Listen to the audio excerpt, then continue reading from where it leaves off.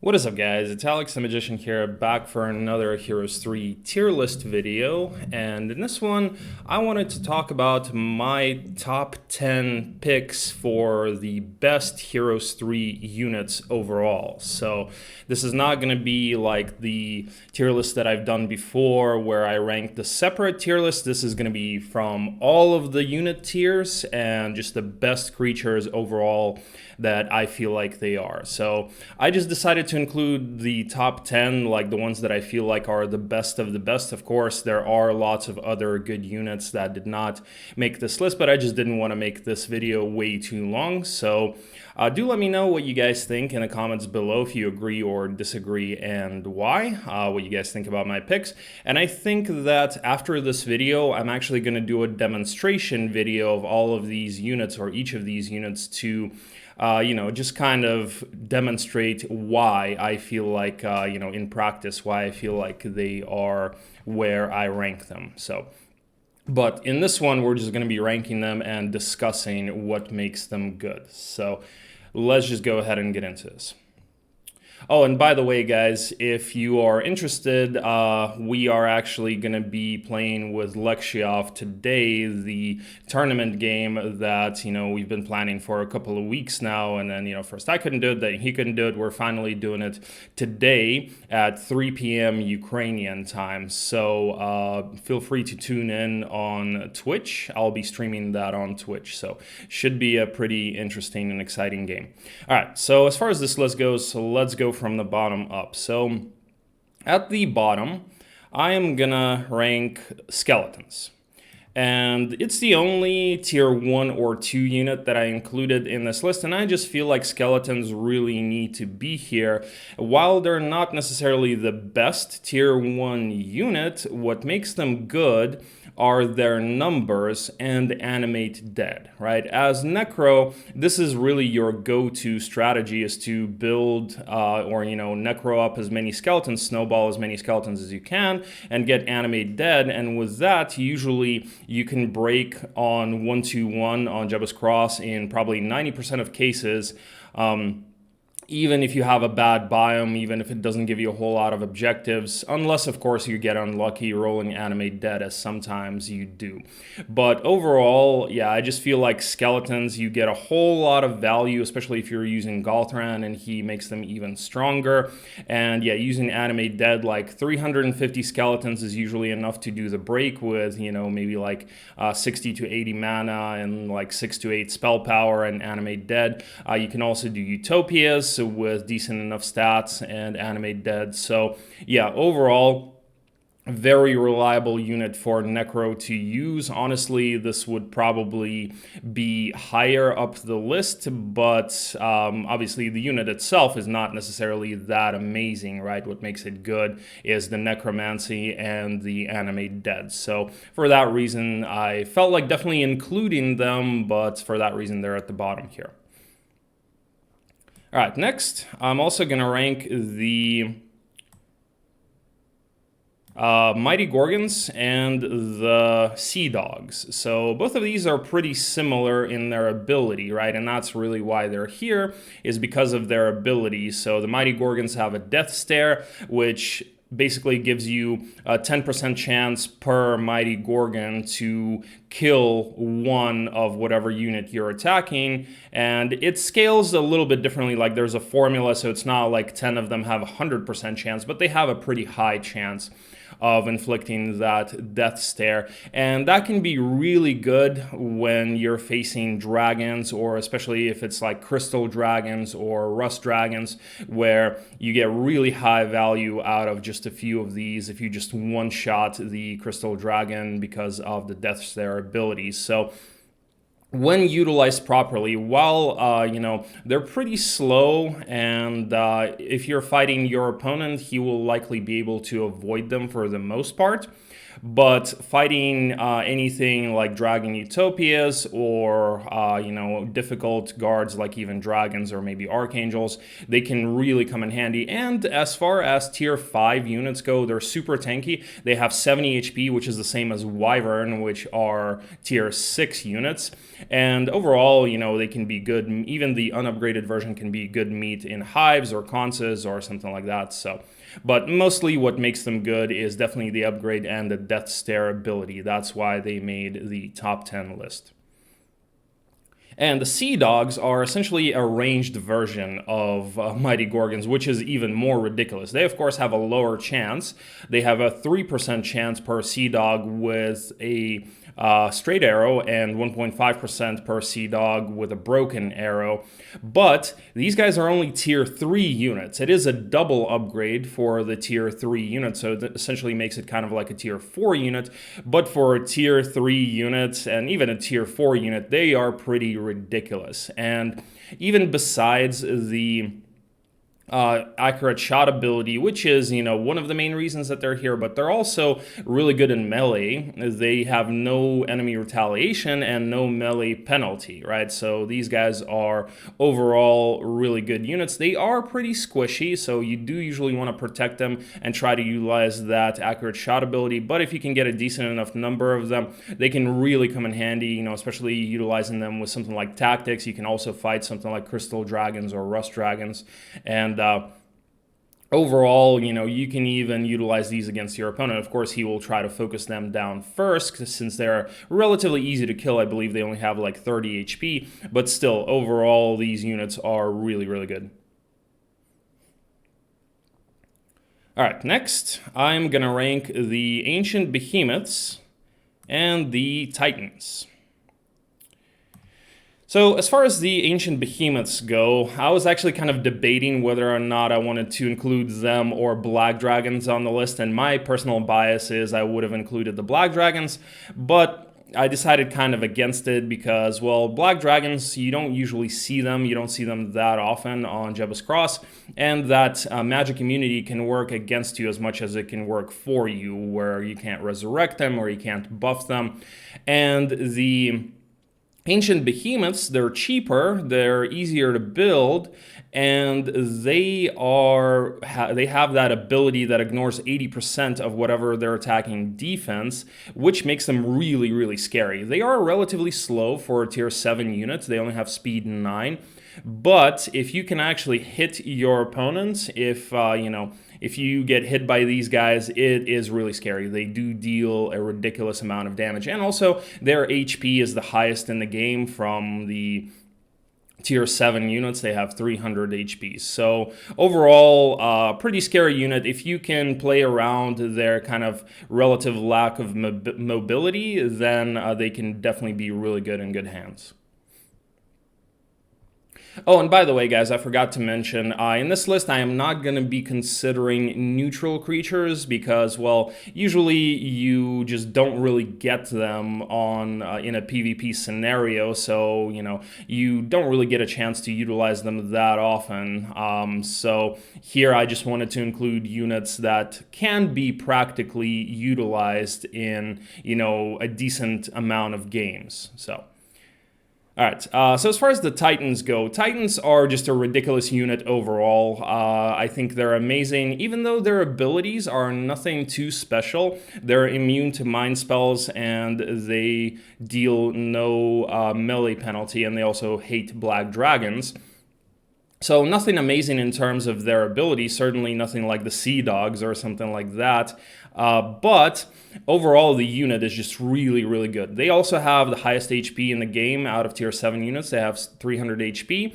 They are obviously ranged units, and, the way to deal with ranged units is to usually close the gap, but if you close the gap with these guys, they deal even more damage than they would with a broken arrow. So...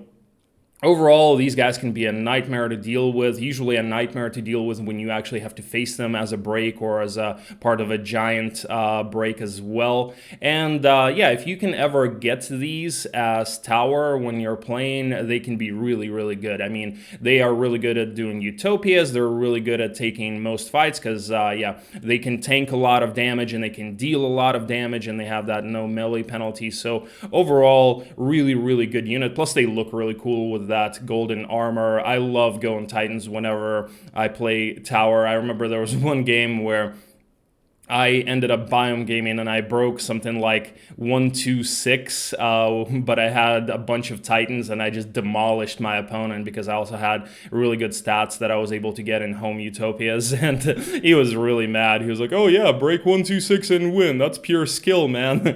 But it's really fun doing that though. So yeah, I really, really do like Titans. All right, next I'm gonna rank the Master Genies and the Magic Elementals.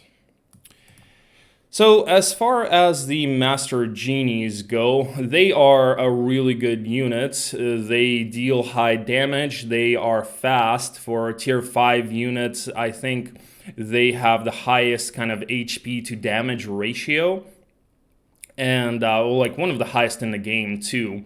And what makes them also even better, and you know, what really bumps them up on this list is their spellcasting ability, right? Their ability to buff your creature. So each genie gets 3 buffs, so you usually utilize them as 1 stacks, and it was a really good buff for tower to add the ancient lamps to have these genies. Before that, tower was really bottom tier on JC, and since they added the genies, it became mid tier. So definitely a lot better. And yeah, I really do like the mechanic. I really do like getting a few genies and then even utilizing the Master Gremlin stack to do ridiculous fights in the early game, or you know, only having a stack of maybe like 15 Cyclopes, and with the genie buffs being able to do breaks that you wouldn't normally have been able to do, and things like that. So their only weakness is obviously their HP, so they are very squishy. They're definitely glass cannons, so you definitely want to avoid getting hit if you are utilizing genies as your power stack. But even if you're not, you can still save them as 1 stacks and utilize that spellcasting ability while using something else like Angels or a Wyvern or Cyclopes as your power stack. So overall, really, really good unit. I really like the Master Genies.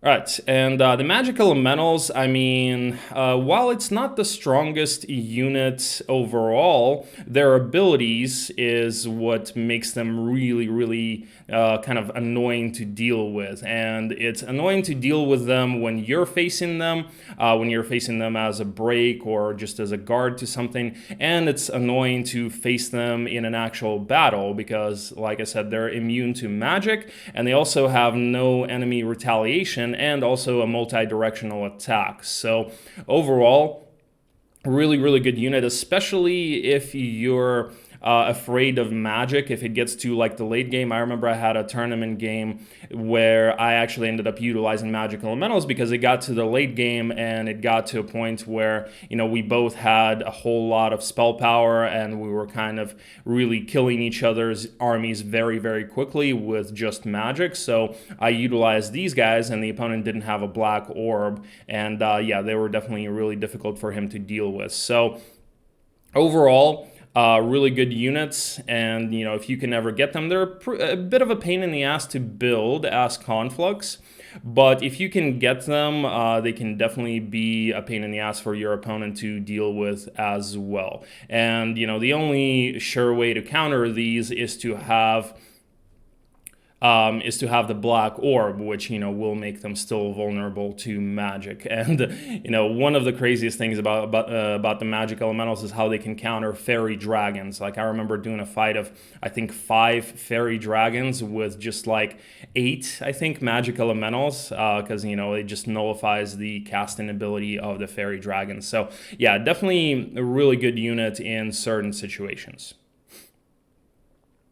All right, so the top tier over here, we are gonna start off with the Archangels.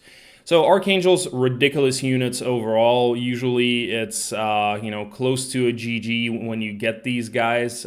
Makes Castle kind of a pain in the ass to deal with because they can just biome game if they have a few Portals of Glory and Consuls and Utopias, and then come out with like 20 all stats and like 15 Archangels, and you can't really do a whole lot against that, especially if they already have spells also, because the Archangels are almost always going to give them the first move, and just overall the unit is super fast, super strong, and they have the ability to resurrect themselves. So whenever they are expensive, just like Titans, and kind of why I have Titans lower on the list is because they are pretty expensive to build. You don't do that often.